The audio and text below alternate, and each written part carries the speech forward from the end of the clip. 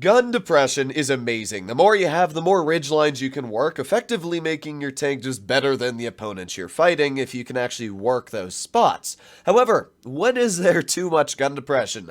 Today, that is the question, as we are playing in the STB1. And in update 9.1, the STB is gaining a degree of gun depression. It's going from the current 10 degrees to 11. That means the STB1 is going to have the most gun depression in the entire tier 10, which is good for certain situations and kind of useless by the rest. The problem is, if Wargaming just gave the STB more gun depression, that would be great. But they also are nerfing the dispersion at 100 meters by 0.02 basically. That's a pretty big nerf. Currently the STB is sitting at around 0.308 dispersion. It's going to go to 0.326, making the STB one of the least accurate tier 10 mediums in the game, right up there with like the 121. The difference is that the 121's got almost 100 more alpha than this vehicle.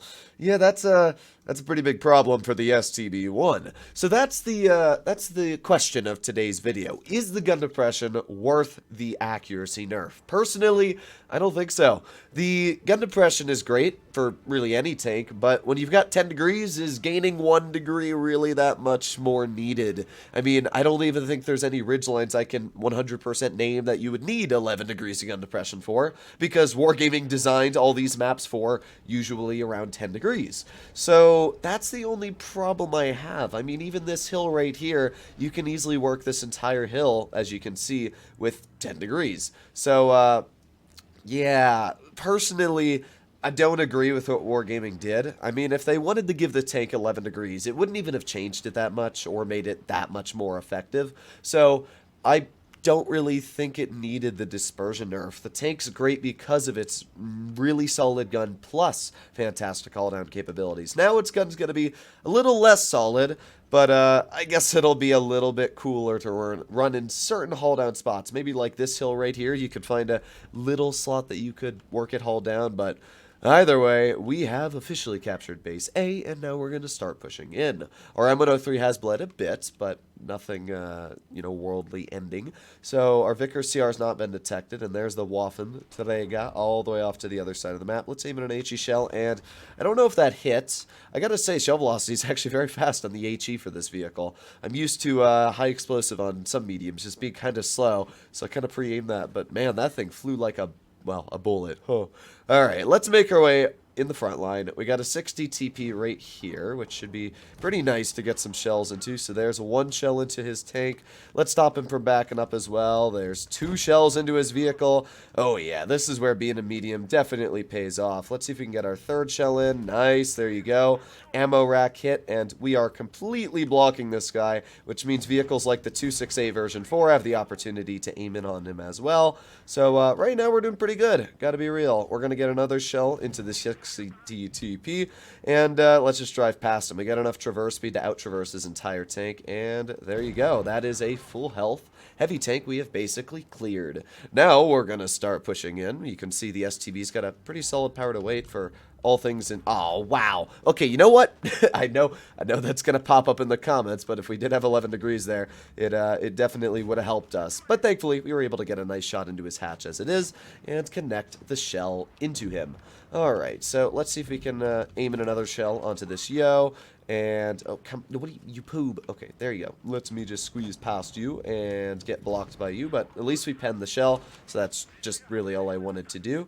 We got the WZ off to the side, we got the yo still somehow alive, and, you know, I don't really like this spot. I'm gonna leave. I'm gonna flank or something. I just don't like being in this position with this V4 blocking me every 2 seconds, so I'm just gonna flank behind, take me like an extra 3-4 seconds to get here, and I should be able to do just as easy of a job over here. So let's see, come on IS-7, there you go, one nice shell into his tank, and there goes the IS-7 past me, which means we should be able to get another nice shell right there. There you have it, nice. Now we can reverse down the hill and get a nice tracking shot into the IS-7 and back up a little bit more. This is again just the STB being an amazing vehicle as it is, and showcasing why I love the tank. Now, I don't really think the dispersion nerf would have affected too much about this gameplay you saw here. Obviously, we were frontlining most of the game, and I think we only fired one shell at that waffle across the map, so in this battle, the gun depression, I mean, I guess it would have helped us hit that one shell on the yo, but apart from that, the gun depression wouldn't have really mattered either. So, I guess neither mattered in this game, but we still did a pretty solid job of 4,500 damage, and was able to showcase why the STB is just such an amazing brawler. Here we are in our second battle. What do we have up against us? We got a 60, T22 medium, Cent 7-1. Okay, so they got a pretty deadly lineup of that. And they also got a 183 and a Jagdpanzer. Alright, well that's just pain. Don't worry though, we have two 183s that are most likely going to die within the first, I don't know, minute of the battle and do nothing. That's usually what 183s do in Blitz, so we'll see. We will see. I'm going to push up to B and see what I can do. I'm going to start off by either spotting towards base A or just chilling here. I mean, it's not too important what goes on in the beginning port of this battle. Portion. Just because their team's not running the kind of tanks I would expect to go towards A. So I'm going to spot over towards C crossing, and maybe I'll spot a 60 or something. I don't know. We're not seeing anything right now. There's base A finally being capped. That took a while. Maybe it's a heavy in base A. Yes, it definitely is a heavy in base A. Alright, well, let's see. We got the Hori and... rip. That shell did not want to go where I aimed. Let's reload again. Maybe we can get a shell into the Hori if it flies through the second time. Come on. Well, oh well. That one was just armor moment. But it looks like our M46 Patton has put himself in an awful position to basically be pushed and die. I think we're going to be able to get like maybe one pen into this T22 for free. And then, oh, no, I guess not. The STB gun it's good, and then it's also not good at the same time. It's very mediocre when it comes to guns. It's the only problem with the tank. Alright, so let's see. In this situation, we got the 183 all the way off to the side. Can't pen him, because he's just a little bit behind cover. T22, not really sure what this guy's doing right now, but we'll get a nice pen into his hull. There goes one of our 183s already. I kind of did call that to be fair, but that is average 183 gameplay. Alright, well, we're going to try and hold this hill as long as I can in this position, because that is quite important for our team. So, got a nice pen into the T22. We got the AMX 30 over here. And let's see. Oh, really, game? Oh, that's cringe. Alright, well, not much I can really do. Actually, I have no clue what I can do. I really don't know what to do in this battle. Alright, thank you, STB gun. This is why you can't give a team two 183s, ladies and gentlemen, because you get these players. And now what's going to happen is if I'm going to try and clear the Centurion, the T22 is most likely going to YOLO me and kill me. I don't blame the guy. I mean, what am I supposed to do here?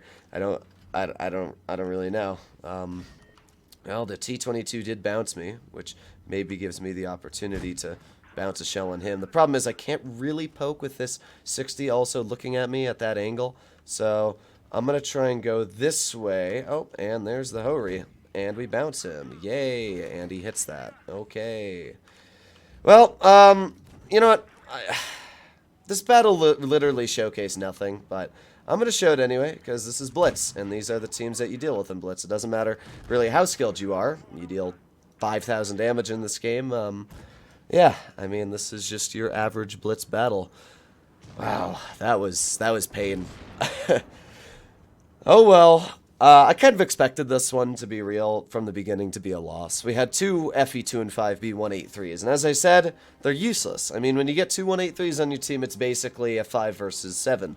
Both of our 183s did effectively 0 damage combined, and that's great. Our concept played his hull down tank in town, which didn't go well at all, and their Yag was apparently able to farm 5k.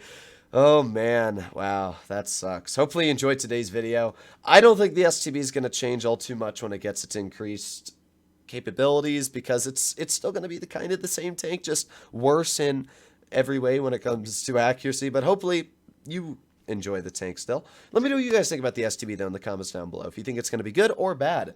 Hopefully you enjoyed today's video. I'll see you in the next one. Bye bye.